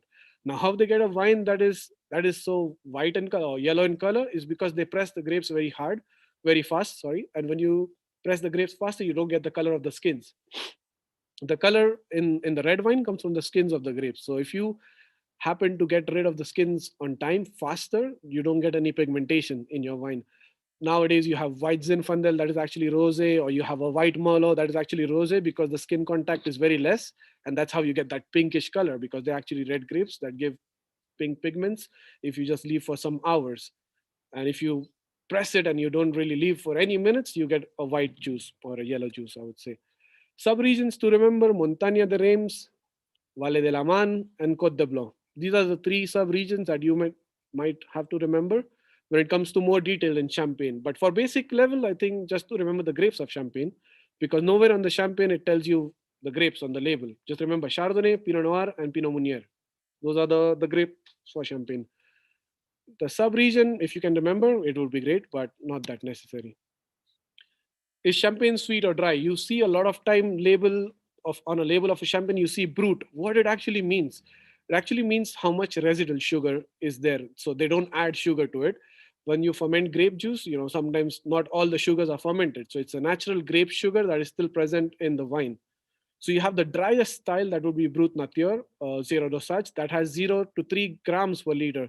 To give you an idea of how much sugar that would be, half a teaspoon is around 3 grams. So in your extra brut, you would have around like 2 teaspoons of natural grape sugar. In a brut, you would have like around 3 teaspoons. Sometimes we put 3 teaspoons in a cup of tea. Imagine putting it in a 750 ml bottle. It is dry. For me, it would be dry. But you have some sweeter styles, and they start from sec. Sec, you have demi-sec. Has anybody heard about Moët Chandon Ice, which is a white color bottle? Moët Chandon Ice, anybody? That is actually a demi-sec, I would say. Also, Veuve Clicquot Rich. So what happened now is that champagne has been looked upon like old people drink. It's like older people who drink champagne. So what champagne is doing now is that they're actually removing sweeter styles to attract younger students, younger drinkers, and those champagnes are even used in cocktails because of the higher sugar level, that they can maintain their bubble. So I would recommend you guys to go on the website or to check it out. There are 2 champagnes that you can actually make cocktails from. And when I'm saying cocktails, you can actually put ice, and they can be drunk on ice. And 2 of them, they are Moët Ice, which is a Moët white color bottle. I just didn't remember this before, otherwise I would put it in the slide. And you have the Veuve Clicquot Rich. The Veuve Clicquot Rich is actually a dough, which is a 50 grams or more per liter. And it was in the olden times, champagnes used to be sweeter. It just got drier now in the modern times. It used to be a sweeter style of wine, champagne. In the 18th century, it started to change to a drier style. And that is the graph of how much sugar would be in your champagne. So next time if you see Brut, you know it is still dry. And if you're going to prepare for advance or for your certified certifications or for WSET level 2, you might need to know how much grams of sugar it has in each style. But for now, we just focus on Brut, which is 0 to 12 grams. And it's 0 to 12 because some people can have 12, some people can have 0. For example, if you heard about Boulanger, which is actually a very, very dry style of Brut compared to a Moët Chandon. So they are a little bit flexible in that sense, I would say. So that is one thing that you'll try to see on the label, Brut or not. And then the champagne style. What is a champagne style? Non-vintage. It's actually a multi-vintage. They have the juice from different years and they blend it together, and that's how they make it non-vintage. I don't know why they came up with the name non-vintage. It would be much easier if they would just put multi-vintage, but they put it non-vintage anyways. So, but it's actually a multi-vintage wine made from different years put together, and that's how you have non-vintage. What gives you, why non-vintage is good? because it gives you a very consistent style of champagne. So a Moët non-Moët and Chanton, which is here, the non-vintage style, it will taste every year the same. Every year the same, because it's not the style of a vintage, it's not the fruit of one particular year. The vintage, which is basically of one particular year, which is 1998 vintage. They know they have a parcel of vineyard which is very good on the soil. There's not much problem of fungal disease. There's not much problem of other stuff. So yeah, we make a vintage about it. Or also for just a simple fact that it's a very special soil, and it kind of you can see it in the taste of the wine. So we want to keep this taste separate, not blend it with the other one. Rosé is where it's just a rosé in color, and Blanc de Blanc. What is Blanc de Blanc? In France, it means white of white. So white juice of white grapes. So your Blanc de Blanc will be just made from Chardonnay. Yeah. So white Blanc de Blanc, again, just white juice from Chardonnay. So you have your Blanc de Blanc right there. Blanc de Noir is white juice of red grapes. So if you see Blanc de Noirs, probably it's from Pinot Noir most of the time, but they can add a little bit of Pinot Meunier as well. Single vineyard, like you can see Krug over here, the Clos d'Ambonnet, one of the greatest champagne that I've ever had the opportunity to try. Yeah, I tried like maybe a small sip, like a very small, tiny part of it, but amazing, amazing champagne, rich, that beautiful texture. And again, it's a very expensive one, and hopefully I can drink a bottle someday soon. Tête de Cuvée just means that it's the best offering that they can offer. For example, Dom Perignon is the Tête de Cuvée of Moët Chandon. It is the best wine from Moët de Chandon. It's from the Moët de Chandon house. So that is like you have the Veuve Clicquot, their Tête de Cuvée is Madame Clicquot. So you have those ones that are just the brand which just tells you like my Tête de Cuvée is the best champagne that I have in my portfolio. And we have 10 minutes. Okay, we have 10 minutes to kind of tell you about the traditional method. I'm okay on time, right? My colleagues from TBH, I still have 10 minutes to explain this one, or how am I doing?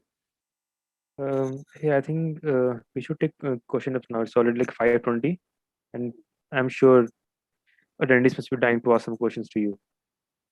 So do I have time to explain this traditional method of champagne? Like 5 minutes maybe, or it's... Yes, it's been- please yes, take your 5 yes. minutes. I think Okay. we'll just use the last 5 minutes to wrap it up.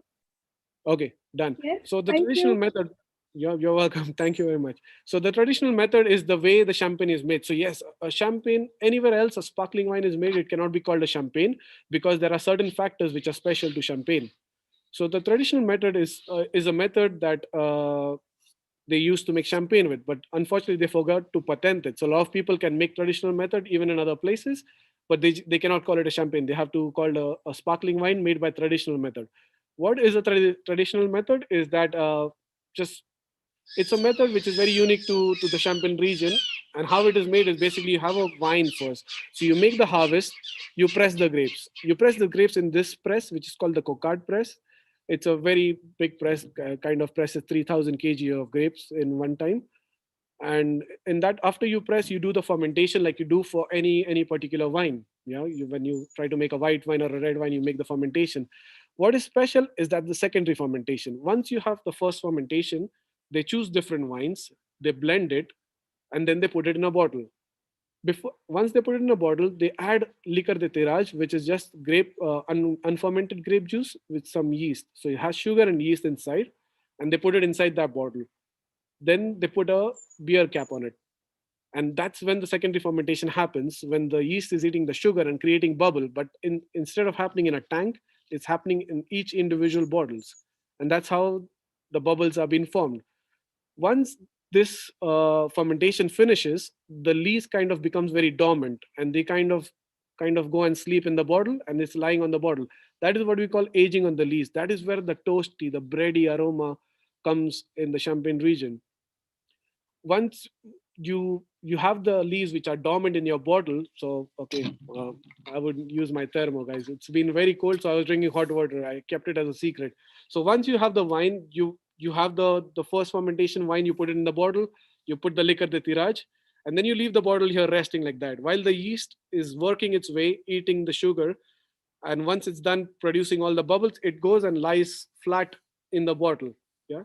What is riddling is the process of getting the lees from this side to this part of the bottle, so you can remove it out easily. So once you have the the lees, the riddler goes around and turns the bottle upside down. It turns around slowly like this. So the yeast is now slipping down slowly into the neck of the bottle. And at one moment, it will be like this. Once it's in the neck of the bottle, you have all the sediments of the lees coming and storing here. And then they put it in a brine solution. Brine solution is a chemical solution that freezes anything that come into contact. So they have like a lake of that brine solution, and they dip the bottle only around this much, and then they pass it through it. So what happens is that yeast now came into contact with the brine solution, and it become a frozen pallet of ice.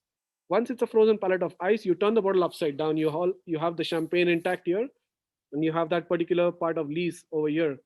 And that is what we call disgorging. Disgorging is trying to remove that part. Once you open the beer cap, that the pressure in the bottle pushes out that lees part. So you now got rid of the sediments, and then you add a dosage. Dosage is where you will determine the style. For example, if I want, so all the champagnes start the same way. If I want something which is zero dosage, I don't put any dosage back, and it becomes a very dry style. If I want to have it extra brut, I add a little bit of the wine, which is not that dry. If I want, so that's how you can do it.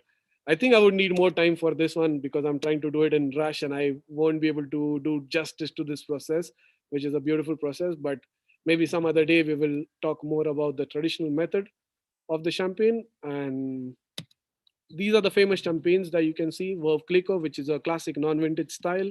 Then you have the Salon, which is Blanc de Blanc from a vintage, and again a very, very beautiful style of champagne. Krug as well. You have the non-vintage. You have two of the crews of Krug, two special vineyards, I would say. Boulanger, Bilka Salmon, and then Armand de Brenner. These are the famous champagnes that is from the regions, I would say. And that would be all from me, guys. I hope I was not too fast. I hope I was able to do something and you take back something from this class and go and knock on your F&B manager's door tomorrow. I hope so. I don't know. Or drop him a text. Okay, I would get back to my TBH colleagues now, so to talk about it. And that is all from me. I'll be on standby. If you guys need anything from me, I'll be still on live, I would say. Thank you so much, Savio sir. Thank you so much. I think welcome. the session was as fine as a glass of Chardonnay on a Sunday evening, isn't it, guys? Exactly. From your hands, raise your hands if yes, that was. Both my hands are up.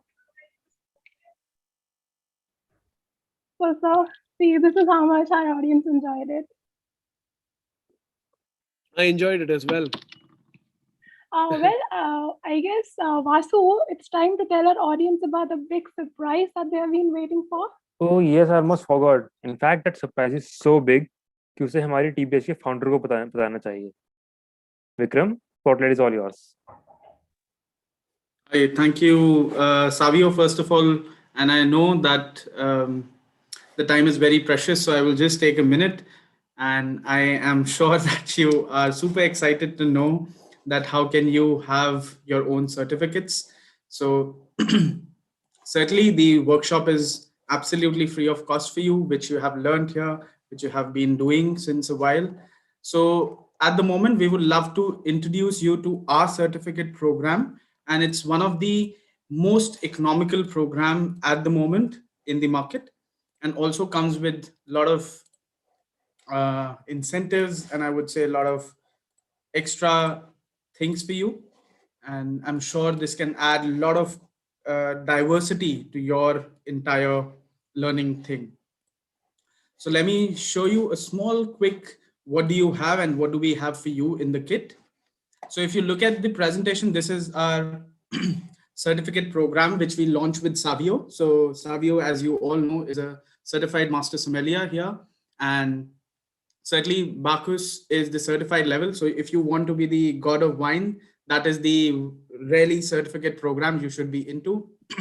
It's a 4 days certified wine program, which you will learn all the basics, certainly, and you will learn the stories, history, major wine regions, how they are produced, and all the questions you had been inquiring about. And every detail of what Savio wants to give you is taken care of in it. You would also learn ordering, because Savio said that producers of the wine region is very important. That is what we will cover. And food and wine pairing is certainly one of the most important parts.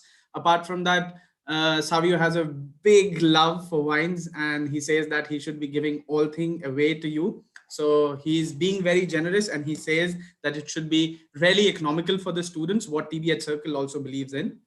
Hence, it has been thought that the certificate program would only be at a small fee of 3,999. But if you register it right away, then you have a 40% scholarship, which comes down to 2,399 exclusively for you, which includes a certificate as well as 4 days of extensive learning in a very small batch of 25 people with Savio personally. And you can indeed earn a certified pin of yours. So you can brag around your college, school, and your workplace wherever you go, or in your interview, certainly. But yes, indeed, the major perspective too is making it economical and making the learning more extensive and deep. Let me tell you, these kind of certificates at the moment in the market are available more than 30,000 rupees, what you will pay. And at the moment, what TBH Circle wishes that all the hospitality students should learn the kind of environment it is in right now, the hospitality sector. That's why this has been introduced exclusively. But nonetheless, you also get a free subscription. If you enroll for the program now, you get a free subscription to the annual membership, which is a global youth community. And what do we get in it? Certainly your beautiful passports, which many of our community members are aware of, and 50% scholarship in most of the events, programs, or whatever is being organized by TBH Circle, internship and career counseling, group discussion and personal interviews preparation. You have LinkedIn and CV, your resume optimization, which works 100% free of cost, networking sessions with experts from all around the world. You have public speaking, which is certainly आप sommelier बन गए पर आपको public speaking नहीं आई तो what Savio said, storytellers should be the best part of being a sommelier. And then personality development. So हम आपको sommelier बनाते नहीं हैं, पढ़ाते नहीं हैं, पर we make you the best fit out there in the market. Certainly access to open sessions and quarterly competitions of the community, book discussions, sessions by the industry experts. You learn and have an opportunity to host the Global Young Leaders Conclave, which is the first skill conclave in the world for students. And indeed, this all comes at a small fee of 2,399 exclusively for just 1 hour for you if you register right now, and you get a free subscription to the annual community as well. Now you will say Vikram speaks a lot, but indeed, I should not be the one who should be giving you a glimpse what TBH Circle is about. And I would rather request if there is any of the community members out here. I see Akriti and Akash out here. So maybe they might be able to tell you better what their experience has been with us. Maybe Arikta, you want to start or tell them something about whatever it is. Feel free.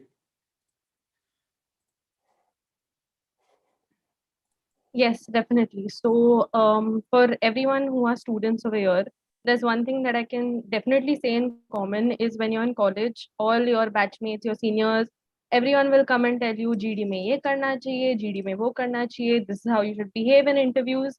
But the one thing they don't tell you is how. And that is exactly what TBH Circle does. Everyone will tell you that you should not be aggressive, you should speak for a short amount of time, say certain things, but TBH Circle teaches you how exactly you should do all that. And that I have learned, it's just a starting of my learning because I've done it only for a few sessions now. And I can guarantee that in the sessions to come, there's definitely more to learn. And if you all think that maybe, how are you saying so much and you've done it for a short amount of time, I can say that I did a public speaking workshop 2 weeks ago, and I think I spoke for a little amount of time without fumbling. So that's definitely helped me. So yeah, Akash. Akash, do you want to add something maybe? Yes, Vikram, thank you so much. So as Vikram said, my name is Akash Mishra and I'm a community member. So my experience has been really great. If I talk about each and everything, it would take a couple of hours, but in a cut short, I would like to say that I have been brought up as a family in a TBH Circle. So when I say family, I mean it. आप लोग को सब घर पे मारते होंगे, डांटते होंगे and सिखाते भी होंगे चीजें. This is the same thing as TBH Circle works. So each day there is a new learning with lots of fun activities. So We learn professional things also and personal things also. All the topics have been displayed by Vikram. You must have gone through it. And तो आप सबने college lectures तो सुने ही होंगे, where college lectures come, they talk about certain things and they go away. You keep your mics turned off and you keep your cameras turned off and you don't interact. It's a one-way communication. But TBH Circle में ऐसा कुछ भी नहीं होता. TBH Circle में we put our cameras on, we talk about, it's a two-way communication. So we enjoy also and we do activities also. So lately when I was not in TBH Circle, I used to turn off my camera. I used to talk like this. I never, turn on my camera because I was not confident enough. But when I joined TBH Circle, I was pretty much confident, and I also hosted the event public speaking workshop by Vijay Vikram Singh. So that's how I learned how to host the events, and it has been a great journey for me. And also I have never done meditation. My meditation kabhi karta hi nahi tha. So when Vikram sir told us about the benefits of it, कि meditation क्या होता है, कैसे होता है, तो we used to actually do it all together. हम साथ में करते थे, सारे community members हम साथ में करते थे. तो जब हमने किया तो I feel so much relaxed and my day was such amazing day. I feel like ये तो मजा ही आ गया यार, पहले क्यों नहीं सब्सक्राइब किया मैंने, पहले क्यों नहीं इनरोल किया. तो I just want to tell you that please you join this community. And सही कहा गया है कि जब तक आप किसी चीज को महसूस नहीं करते तब तक उसकी अहमियत नहीं समझ में आती, तब तक उसकी वैल्यू नहीं समझ में आती. तो please join the community and I can vouch on this, you will definitely enjoy. And that's all. And the most interesting part is BYOS. So BYOS क्या है? Bring your own snacks, where we used to bring our own snacks and chit chat all together. In this day, no padhai, just chilling, and we used to share our experience. So बहुत fun होता है, and I cannot express my feelings through words. So at last, I want to tell you that. Sorry. Bhavna mein Akash has already been into, so I can understand Akash has a lot to share and he has got a lot of good experiences. Thank you, Akash. That feels very good when Arikta and Akash and students like you all have a great experience with us. But indeed, this is the golden opportunity, what we can say. And a lot of students were asking, is it equivalent to WSET or this or that?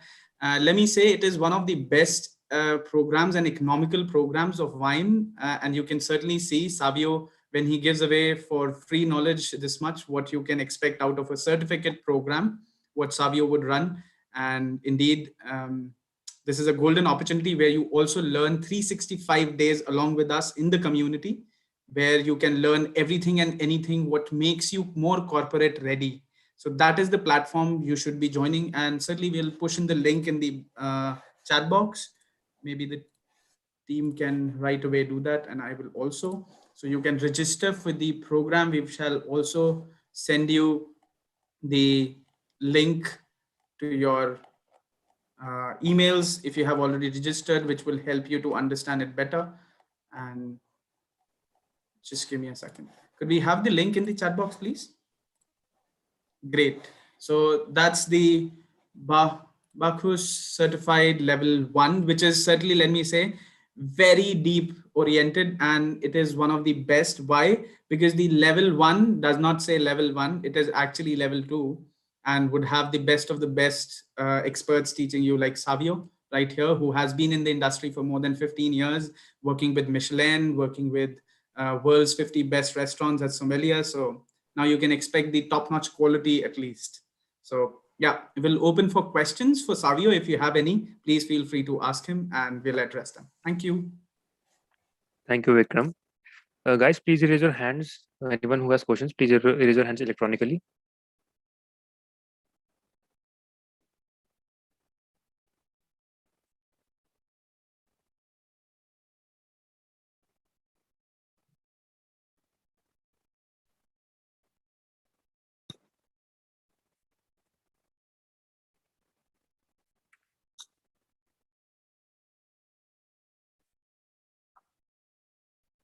Yeah, Lavya, you may go first.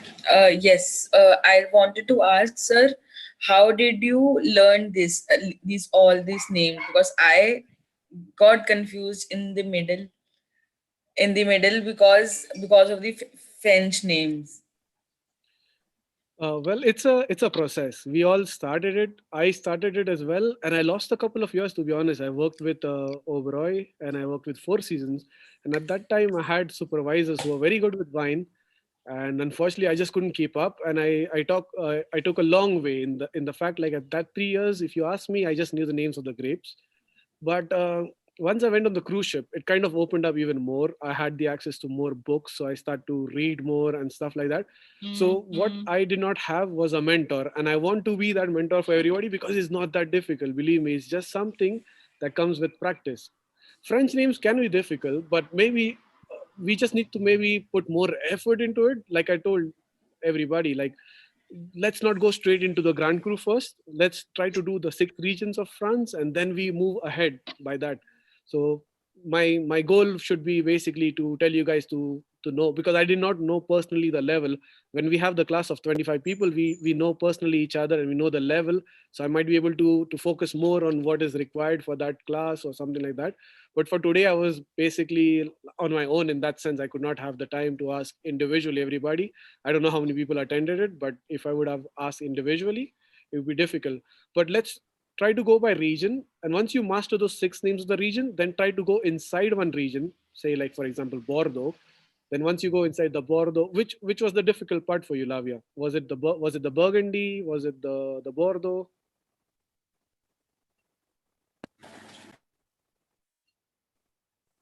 Okay.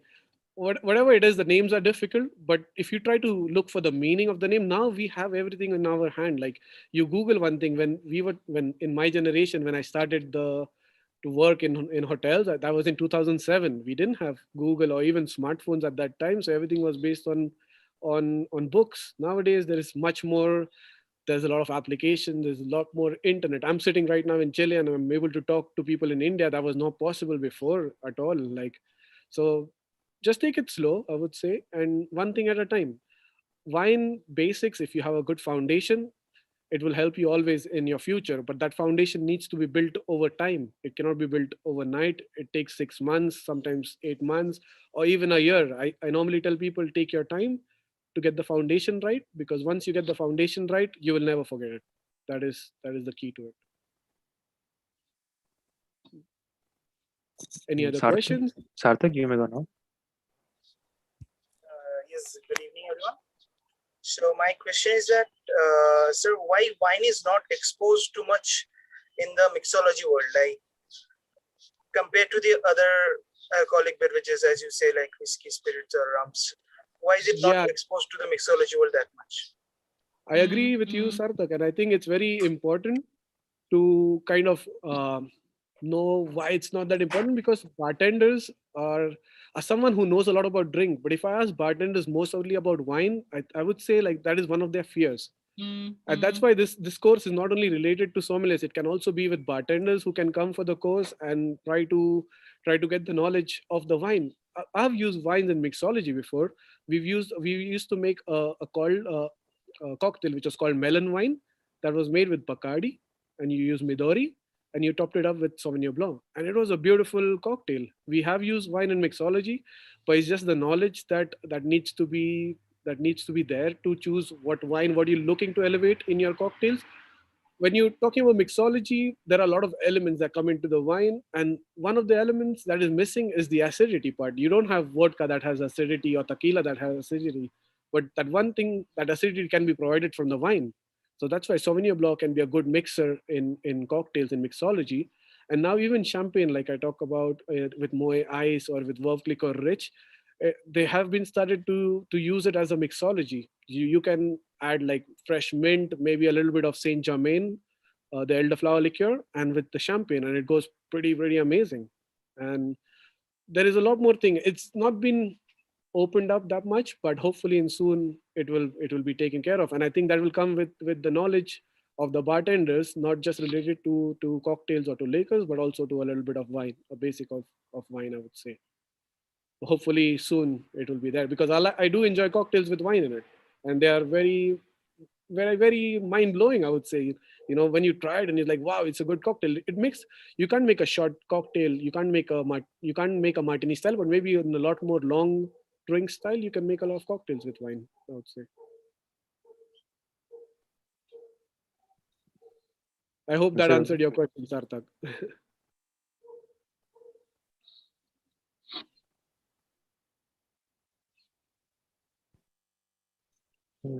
Mr. Verma? Yes, thank you so much. Good evening, Savio. Hello, Vikram. My question is, the vintage is a term used for the harvest. Now, there are conditions when every condition is favorable. Do we have any special name for that? I mean, Well- when I studied, we were told that vintage is a special year when you get everything as per the prescribed standards. Now it has changed to vintage being the year of harvest. So when everything is as per the desirable standards, do we have a special name for that year? That is my question, sir. Okay, Mr. Verma, that's a very good question. In the past, yes, it used to be called vintage only for particular years when everything was good, but now everybody uses vintage and it comes out as every year as a vintage. The only way to kind of know is to follow the region that you like. For example, like Bordeaux, every year is a vintage. They produce wine every year because of the economic demand of it. Now there's a lot of demand of it. Nobody can lose that amount of money or take that hit of not to produce wine in a bad year. So they end up producing wine even in the bad year. And we as sommeliers have the job to kind of recommend to the guests because the guests will not have that knowledge. The customers, maybe some of them are very knowledgeable and some of them maybe that not that much. But we have people like big wine critics who help us in that, who travel world and who give the ratings of that vintage. So the only way to say to know about vintage now, which is a good vintage, there is no keyword to it, but you can follow big personalities of wine and they can tell you which particular vintage is good for particular years. On the top of my head, I can remember like 2009 and 10 was overall good for center and south of France. So any wine from Rhone Valley or from Burgundy, you have your numbers there from 2009, 2010, maybe a little bit of 15. In Italy, in the north of Italy, you had years such as 2012 and 13. I think that was very good. So you just have to follow. It's a long way and it's a very difficult way, but that's the only way to know it. The shortcut way I would say is like there are a lot of wine critics like Robert Parker, James Suckling, but they have their own taste and they rate wines on their own taste. We all have different tastes. And I think rating and putting points on a wine kind of closes a lot of opportunity for people to open or to judge the wine in the way that they want to judge it. So difficult way, but Mr. Verma, I would say if you like one particular wine or like one particular region, you can always stick to that region and to go on the official website of the region. And they give more data. Like Bordeaux has its own official website, Burgundy has its own official website, and you can follow it on there. I think would be the easiest and the safest way to get your vintage right. Thank you so much. You're welcome. So Savio has a question from YouTube. So while labeling, which grapes they write on the label from blend of grapes? Sorry, I didn't hear you right. So what grapes they label? Is while labeling, which grapes they write on the label from blend of grapes? This one is asking YouTube. In France, in old world wines, normally they don't write the name of the grapes on the label, but sometimes on the official website or on the back label, they write the names of the grapes now because the demand is so much. The consumers don't want to take so much time to get to know a region. So normally on the back of the label, sometimes you find like a percentage of how much Cabernet is in there or how much Merlot is it. So if you don't see it in the front label, just have a look on the back label if it's there. And if it's not there even on the back label, then I'm sorry, it has to be the long way. You have to know the region and the grapes. And even if you have the time to do your homework, you can check the official website of the wines. Normally all the wine producers have a web page. And on the web page, they have the details of how they made the wine, like a PDF of their technical data sheet. And that's where you can find most of the grapes and information of how they made their wine.